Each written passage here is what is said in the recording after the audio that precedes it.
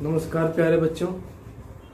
आज मैं इस वीडियो में जो क्लास 10वीं यूपी बोर्ड के जो छात्र हैं उनकी हिंदी विषय गद्य खंड के अंतर्गत जो प्रथम पाठ है मित्रता, जिसके लेखक हैं आचार्य Ramchandra Shukla, class 10th UP board. हालांकि मैंने बच्चों को जीवन परिचय लिखने के लिए और पाठ पढ़ने के लिए और उसकी जो महत्वपूर्ण गद्यांश की व्याख्या मैंने आपको दी थी। मुझे उम्मीद है कि आप उनका जीवन परिचय पढ़े होंगे और कॉपी में नोट भी किए होंगे और आपने मित्रता पाठ पढ़ा भी होगा।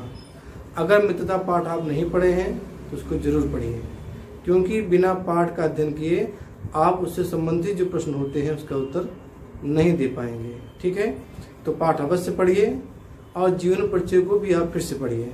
ठीक है, तो आज मैं जो कुछ समय पहले इस पाठ से संबंधित जो गद्यांश महत्वपूर्ण मैंने 2 दिए थे, तो बच्चों को समस्या आ रही है गद्यांश का उत्तर कैसे दें। तो सर्वप्रथम मैं आपको बताऊंगा कि जो मैंने आपको 2 गद्यांश दिए थे, पहले आप अपनी किताब खोलेंगे, पहला पाठ चैप्टर खोलेंगे। जब चैप्टर जहाँ समाप्त होता है पन्ना पलटेंगे, उसके बाद आएगा अभ्यास प्रश्न। इस तरह से ये देखिए, ये अभ्यास प्रश्न आएगा। अभ्यास प्रश्न के बाद ये दिए हुए हैं गद्यांश दिए हुए हैं और उनसे संबंधित प्रश्न दिए हुए हैं। ठीक है, तो मैंने आपको जो है इसमें से 2 दिए थे, एक खा वाला, ये देखिए खा वाला जो है, और दूसरा जो है आपको झा वाला, झा से झरना, कुसंग का जोर। ये मैंने आपको दिए थे 2, लेकिन आपको समस्या आ रही है तो मैं जो है इस वीडियो के माध्यम से आपकी समस्या का निदान करूंगा। और मुझे उम्मीद है कि बच्चे इस वीडियो में समझने के पश्चात दोबारा परेशान नहीं होंगे। तो पहले मैं आपको बताता हूं जो खा वाला है गद्यांश। ये बोर्ड परीक्षा में आपके ऐसे गद्यांश आते हैं, ये 6 अंक का होता है। 3 प्रश्न पूछे जाते हैं, गद्यांश दे देंगे गद्य खंड में से और किसी पाठ में आ सकता है। ये नहीं किसी पाठ से आएगा, इसी पाठ से हो सकता है, दूसरे पाठ से हो सकता है। तो मैं एक एग्जांपल दे रहा हूँ। मान लो अगर इस पाठ से आता है, ये गद्यांश दे देंगे और उससे 3 प्रश्न है, तो 3 प्रश्नों का उत्तर आपको जो है अपने उत्तर पुस्तिका में लिखना होता है। एक प्रश्न का, ठीक है, जो 3 है और तीनों 2-2 अंक होती है, 6 अंक का इसमें आता है। ठीक है, तो जैसे कि मैंने कहा कि पहले आप पाठ का अध्ययन कीजिए। मैंने आपके व्हाट्सएप ग्रुप में मैंने भेज भी दिया था, कुछ बच्चे पढ़े कुछ बच्चे नहीं पढ़े, तो पहले पाठ का अध्ययन कीजिए। आज मैं आपका जो दूसरा ये खा वाला जो है, पहले मैं इस गद्यांश को पढ़ता हूं और गद्यांश के पढ़ने के बाद जो 3 क्वेश्चन इसमें दिए हुए हैं, उन तीनों क्वेश्चन का उत्तर आप कैसे लिखना है ये समझाने का प्रयास करता हूं। ठीक है, पहले आप गद्यांश देखिए। गद्यांश, जब भी परीक्षाओं में किसी भी पाठ का गद्यांश से संबंधित प्रश्न आते हैं तो सर्वप्रथम आपका पहला कर्तव्य होना चाहिए कि आपको गद्यांश को ध्यानपूर्वक पढ़ें, भली भांति पढ़ें, 1 बार 2 बार 3 बार पढ़ें, तब जाकर के आपको समझ में आएगा क्या चीज़ हमको लिखनी है। तो मैं आपको जो दिया था गद्यांश, मैं इसमें बहुत सारे गद्यांश है लेकिन 2 दिया हूँ जो अधिकतर परीक्षाओं में पूछे जाते हैं। कि लिए सब गद्यांश की व्याख्या करना और आप कॉपी में लिखना बहुत बड़ा कार्य हो जाएगा, इसलिए जो मुख्य हैं जो परीक्षा में पूछे जाते हैं मैं उन्हीं को आपके लिए दे रहा हूँ। तो खा वाला पहले आप गद्यांश को पढ़ेंगे। देखिए कैसे, विश्वास पात मित्र जीवन की औषधि है। हमें अपने मित्रों से आशा रखनी चाहिए कि वे उत्तम संकल्पों से हमें दृढ़ करेंगे, दोष और त्रुटियों से हमें बचाएंगे, हमारे सत्य, पवित्रता और मर्यादा के प्रेम को पुष्ट करेंगे। जब हम कुमार्ग पर पैर रखेंगे तब वे हमें सचेत करेंगे, जब हम हतोत्साहित होंगे तब हमें उत्साहित करेंगे। सारांश यह है कि वह हमें उत्तमतापूर्वक जीवन निर्वाह करने में हर तरह से सहायता देंगे। सच्ची मित्रता में उत्तम से उत्तम वैद्य की सी निपुणता और परख होती है। अच्छी से अच्छी माता का धैर्य और कोमलता होती है। ऐसी ही मित्रता करने का व्रत मनुष्य पुरुष को करना चाहिए।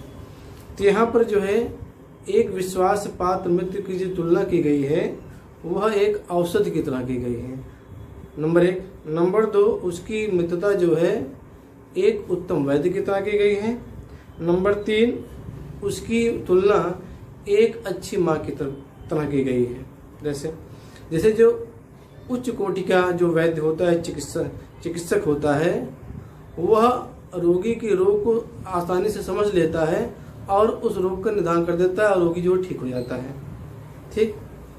और दूसरी बात कह रहे हैं कि औषधि, जिस प्रकार जीवन में जो रोगी होता है उसके लिए औषधि, उसके लिए प्राण संवाहिका होती है, यानी उसको प्राण को बचाती है। अगर कोई वैद्य गलत दवा दे दे तो जो है रोगी के प्राण संकट में हो सकते हैं।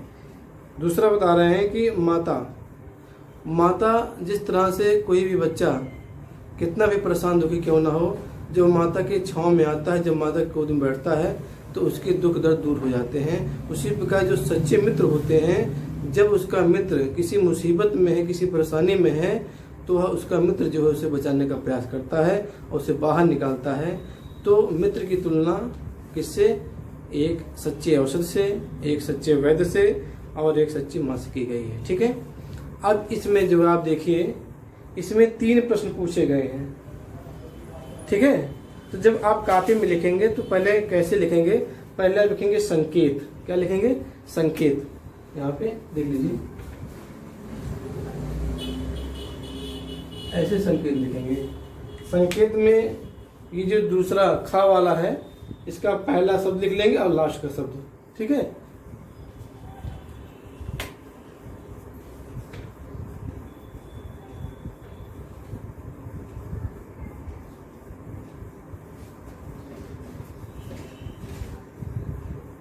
विश्वास पात डाट डाट डाट करके करना चाहिए, चाहिए कर देते हैं बस, चाहिए। ठीक है। इस तरह से है। ओके। इसके बाद इसमें 3 प्रश्न पूछे गए इस गद्यांश से संबंधित। पहला प्रश्न है कि उपयुक्त गद्यांश के पाठ और लेखक का नाम लिखिए। दूसरा है रेखांकित अंश की व्याख्या कीजिए। फिर तीसरा है मनुष्य को कैसे मित्रता करने का प्रयास करना चाहिए। इसमें जो रेखांकित अंश है, किताब में आप देख रहे हैं, यहाँ तो मैंने केवल शुरू किया और अंतिम शब्द लिखा है, तो आप देख लेंगे जो रेखांकित वाक्य है उसको व्याख्या करनी है। मैं लिख देता हूँ। तो पहला प्रश्न है उपयुक्त गद्यांश के पाठ लेखक का नाम लिखिए। मैं केवल यहाँ पर उत्तर लिख रहा हूँ, प्रश्न आप किताब में दिया हुआ है। तो कैसे लिखेंगे आप? तो लिखेंगे यहाँ पर उत्तर नंबर 1। ठीक। लिखा है गद्यांश के पाठ लेखक का नाम लिखिए। तो ऐसे लिखेंगे आप, गद्यांश के पाठ का नाम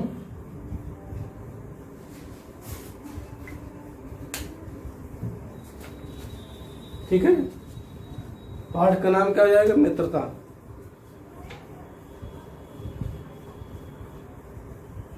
और दूसरा है लेखक का नाम।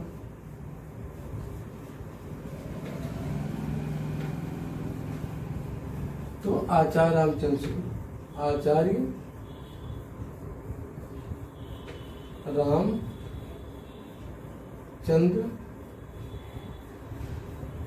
शुक्ल। ठीक है। ये तो पहले प्रश्न का उत्तर हो गया जो गद्यांश से पूछा गया है। अगर आप ये परीक्षा में लिख देंगे तो आपके 2 अंक पक्के हो जाएंगे।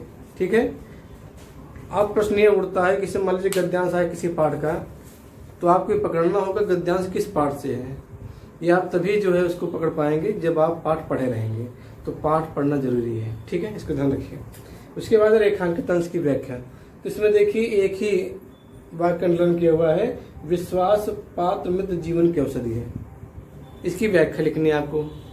तो आप कैसे लिखेंगे? तो पहले आप डालेंगे नंबर 2, उत्तर संख्या 2, उत्तर नंबर 2, हेडिंग डालेंगे व्याख्या। संदर्भ नहीं लिखेंगे। संदर्भ के लिए संदर्भ तो हो गया। संदर्भ में क्या दिया जाता है? संदर्भ में लेखक का नाम, पाठ का नाम, तो संदर्भ तो हो ही गया, तो संदर्भ नहीं लिखेंगे। ठीक है। इसको एकदम क्लियर हो जाइए आप। केवल व्याख्या लिखना है। तो व्याख्या लिखना रेखांकित अंश की व्याख्या। तो विश्वास पात्र मित्र जीवन की औषधि है। इसमें लिखेंगे कि विश्वास पात्र मित्र एक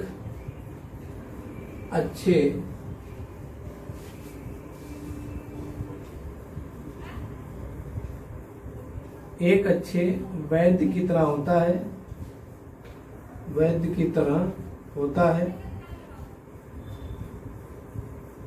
जिस प्रकार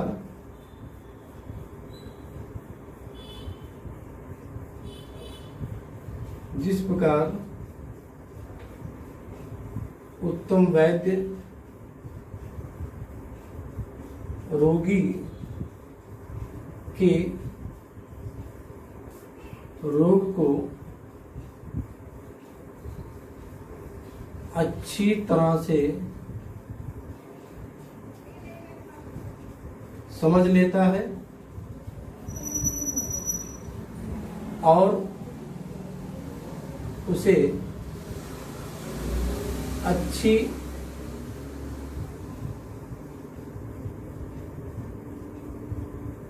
औषध कहते हैं, दवा भी कह सकते हैं, अच्छी दवा देकर उसे स्वस्थ कर देता है।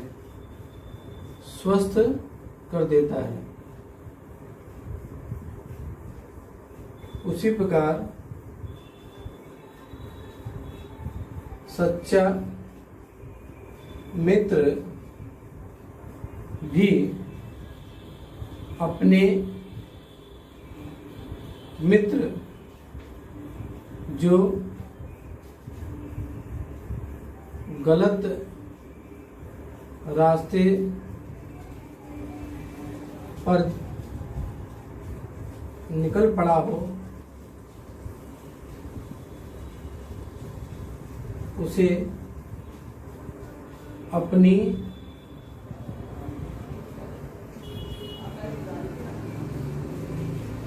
बुद्धि कौशल से सही रास्ते पर लाता है।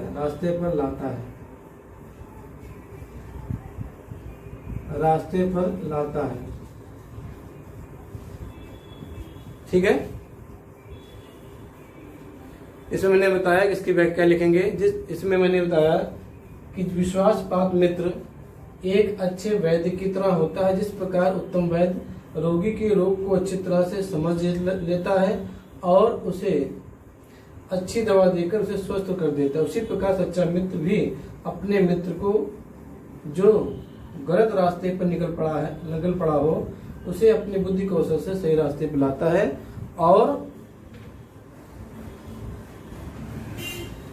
उसके जीवन की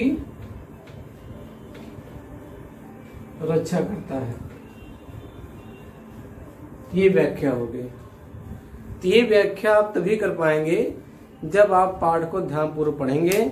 और ये जो गद्यांश है, जब गद्यांश को आप ध्यानपूर्वक पढ़ेंगे तो समस्या अपने आप खत्म हो जाएगी। ठीक है, अभी देखिए तीसरा प्रश्न है मनुष्य को कैसे मित्रता करने का प्रयास करना चाहिए। इसका उत्तर इसी में है। आप कहेंगे कि मनुष्य को ऐसी मित्रता करने का प्रयास करना चाहिए जो उसे बुरी संगत से, बुरे मार्ग से उसे बचाए और जीवन में कभी भी जब भी वह हतोत्साहित हो उसे उत्साहित करे और उसे एक नए मार्ग पर, एक सच्चे मार्ग पर ले जाने के लिए प्रेरित करे। सीधी बात है। ठीक है, तो आप लिखेंगे, इसमें पूछा गया है मनुष्य को कैसी मित्रता करने का प्रयास करना चाहिए। मनुष्य को ऐसी मित्रता करने का प्रयास करना चाहिए जो उसका मित्र उसे बुरी संगत से बचाए और उसका जीवन एक सच्चे मार्ग तरफ ले चले और उसे जीवन में आने वाले मुश्किलों से सामना करने के लिए उसे प्रोत्साहित करे और हमेशा उसे बुरे लोगों से बचाने का प्रयास करें। ऐसी मित्रता होनी चाहिए। और सच में आप जब भी किसी से मित्रता करें तो ऐसे मित्र का चुनाव करें जो आपके जीवन में आपका जीवन उल्लास से, उमंग से, हर्ष से, आनंद से भर दे। और जब भी आप जीवन में हतोत्साहित हो किसी समस्या को लेकर के तो आप में वह उसकी मदद करे उस समस्या से निकलने के लिए। ऐसा मित्र होना चाहिए। क्लियर? ये मैंने दो आपके सामने मैंने लिखी दिया। ये 2 अंक आता है, ये 2 अंक आता है, तीसरा 2 अंक आता है। यानी आपके जब बोर्ड परीक्षा होगी तो 2 गद्यांश आते हैं। अथवा करेंगे, जिसमें से एक करना होता है। तो गद्यांश के 3 प्रश्न दिए होते हैं, तीनों आपको करना होता है, और एक प्रश्न 2 अंक का होता है, तीनों 6 अंक के होते हैं। अगर आपने कर लिया तो 6 अंक आपको मिल जाएंगे, ठीक है। और दूसरा मैंने आपको बताया था ये झा से झरना वाला, इसको मैं पढ़ देता हूँ एक बार। कुसंग का जो सबसे भयानक होता है वह केवल नीति और सद्वृत्ति का नाश ही नहीं करता बल्कि बुद्धि का भी क्षय करता है। किसी युवा पुरुष की संगत यदि बुरी होगी तो वह उसके पैरों में बंधी चक्की के समान होगी, जो उसे दिन दिन अवनत के गड्ढे में गिराती जाएगी, और यदि अच्छी होगी तो सहारा देने वाली बाहु के समान होगी, जो उसे निरंतर उन्नत की ओर उठाती जाएगी। ठीक है, ये दूसरा वाला है, तो आप ये नोट कर लिए होंगे। अब मैं इसको हटाता हूं।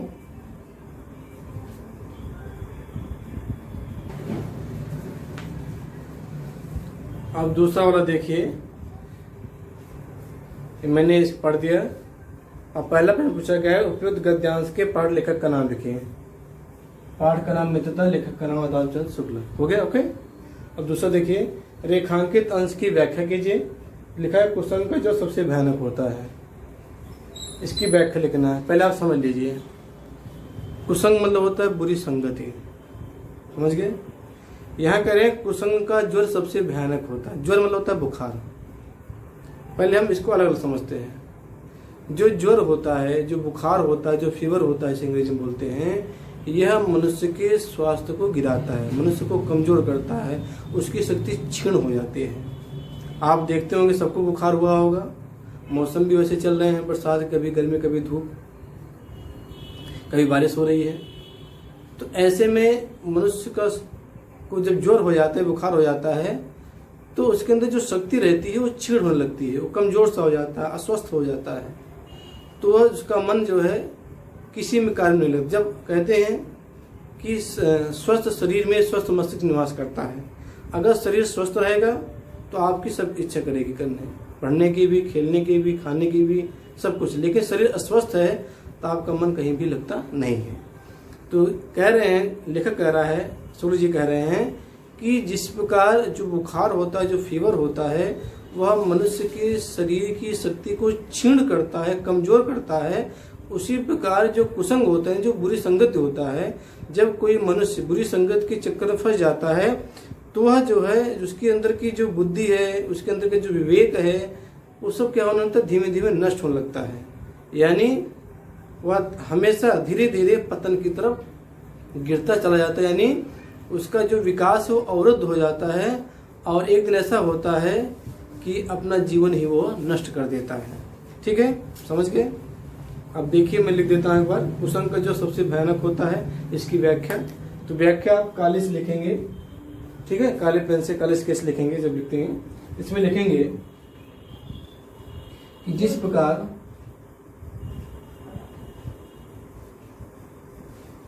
ज्वर मनुष्य के शरीर के शक्ति को क्षीण कर देता है, और वह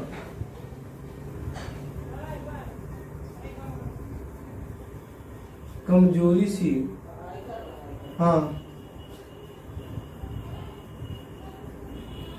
महसूस करता है।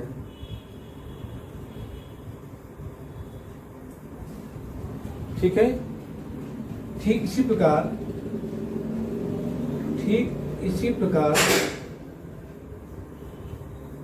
कुसंग, मैं इसको लिख दे रहा हूं, उसका बुरी संगति। ठीक इसी प्रकार कुसंग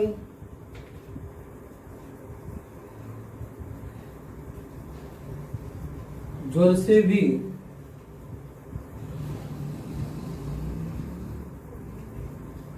से भी भयानक होता है।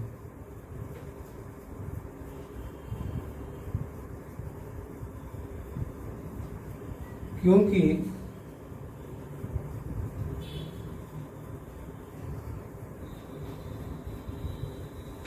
ज्वर में तो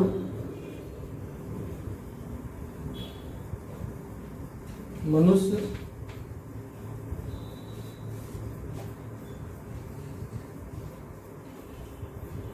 क्योंकि ज्वर में तो मनुष्य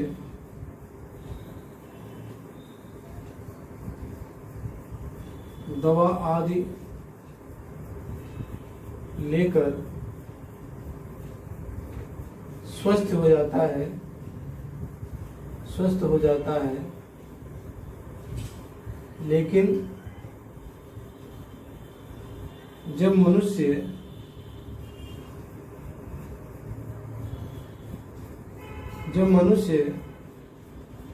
बुरी संगत में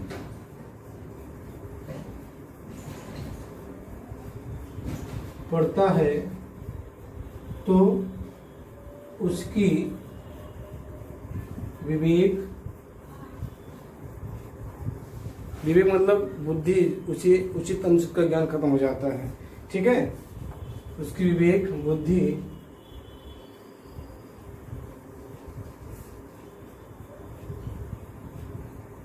धीरे धीरे भ्रष्ट हो जाती है और उसका जीवन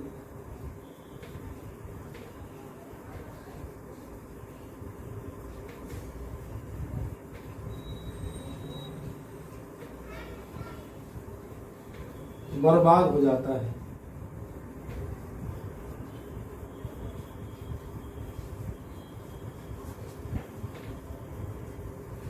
ठीक है, बर्बाद हो जाता है। अगर आज किसी मनुष्य को अगर बुखार हो गया तो औषध लेकर के, दवा लेकर के तो ठीक हो जाता है और उसकी जो शक्ति छीड़ रहती है वो फिर इकट्ठा कर लेता है। लेकिन जब अगर आदमी बुरी संगत में पड़ गया तो बुरी संगत जानते ही है मनुष्य का सर्वनाश हो जाता है और उसकी जो बुद्धि विवेक है वो गलत रास्ते पे जाती है। उसकी सोचने समझने का तरीका सब क्या होता है, वह उसी के साथ ही सोचता है और धीरे धीरे उसका पतन होना शुरू हो जाता है और वो पतित हो जाता है। तो इस तरह से मैंने आपको बताया कि इसकी व्याख्या है, मैंने आपको पढ़ देता हूँ।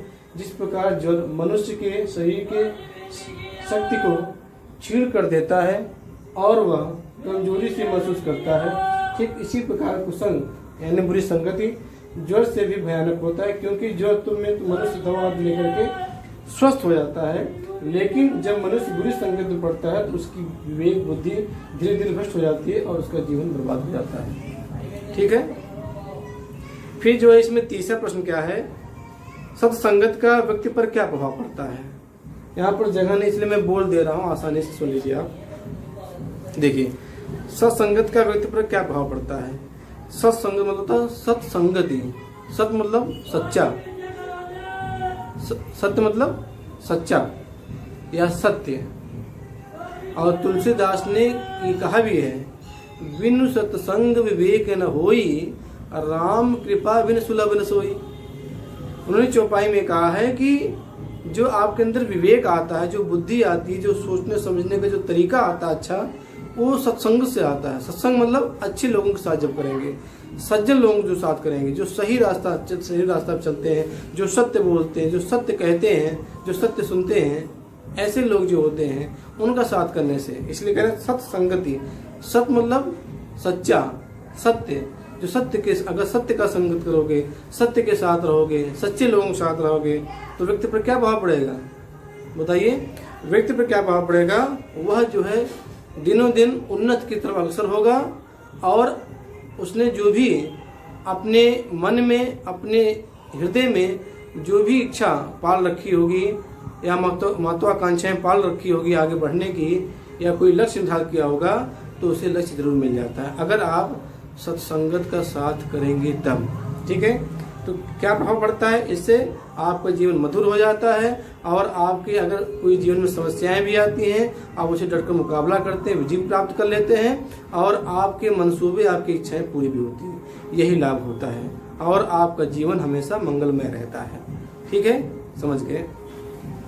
इस तरह से मैंने इस वीडियो में आपको जो मित्रता पाठ है आचार्य रामचंद्र शुक्ल का, जो मैंने 2 गद्यांश आपको दिए थे करने के लिए, लेकिन कुछ बच्चे असमर्थ व्यक्त कर रहे थे तो मैंने आपको बता दिया किस तरह से करना है।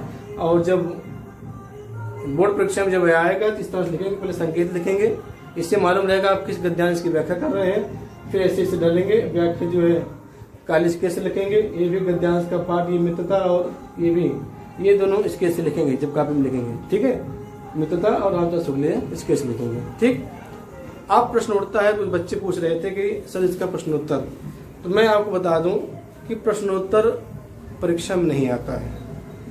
ठीक है, प्रश्नोत्तर बोर्ड परीक्षा में नहीं आता है। गद्य खंड से केवल 3 नंबर का जीवन परिचय आता है, इसमें 2 जीवन परिचय, 1 नंबर कृतियां पे होता है, और 6 नंबर की आता है आपका गद्यांश की व्याख्या। कितनी हो गई? 6 3 9 नंबर की आता है। और 5 नंबर के जो आता है वह हिंदी गद्य साहित्य का इतिहास से आता है। तो 9 5 कितने हो गए? 14 अंक के आते हैं। ये प्रश्नोत्तर नहीं आता है, मैं बार बार बता दे रहा हूँ, कुछ बच्चे बहुत भ्रमित हो रहे हैं, इसलिए क्लियर सुन लीजिए कि प्रश्नोत्तर परीक्षा में नहीं आते हैं। केवल प्रश्नोत्तर जो आता है वह इसी गद्यांश से संबंधित आता है। जो गद्यांश से देंगे उसमें 3 प्रश्न है, उसी उत्तर लिखना है जो मैंने आपको बता दिया। और 5 अंक का हिंदी गद्य साहित्य के इतिहास से आता है, जो आपकी किताब के शुरू में दिया हुआ है, उसे आपको पढ़ना है। हर चीजें जो है आपको अध्यापक ही नहीं पढ़ाएगा, आपके पास पुस्तक है और पुस्तक में सब चीजें गद्य का साहित्य का इतिहास सब लिखा हुआ है। आप उसे पढ़िए, उसका अध्ययन कीजिए, अगर दिक्कत हो तब पूछिए, बिना पढ़े मत पूछिए। बिना पढ़े पूछेंगे तो अगर मैं आपको बताऊंगा तब आपको समझ में नहीं आएगा। क्लियर पढ़िए तभी आप समझ पाएंगे। ठीक है, क्लियर। जीवन परिचय 3 नंबर का आता है, 6 नंबर की आता है, कितना हो गए? 9। और 5 नंबर जो आपके शुरू में है गद्य साहित्य का इतिहास, इसमें से आता है। ठीक है, ये आपको पढ़ना होगा। और मैं जल्द ही गद्य साहित्य के इतिहास के जो महत्वपूर्ण प्रश्न हैं उन्हें मैं जल्द इस वीडियो लेकर के आपके जल्दी उपस्थित होऊंगा। तो मुझे उम्मीद है कि आप जो है, जो मेरा समझाने का उद्देश्य था, आप समझ गए होंगे। अब इसे आपको जो है आपने जो आपकी कापी है, कापी का जो गद्य खंड आपने कापी बनाई होगी, उसमें 2 भाग किए होंगे, एक गद्य खंड एक पद्य खंड का। तो गद्य खंड में करना है।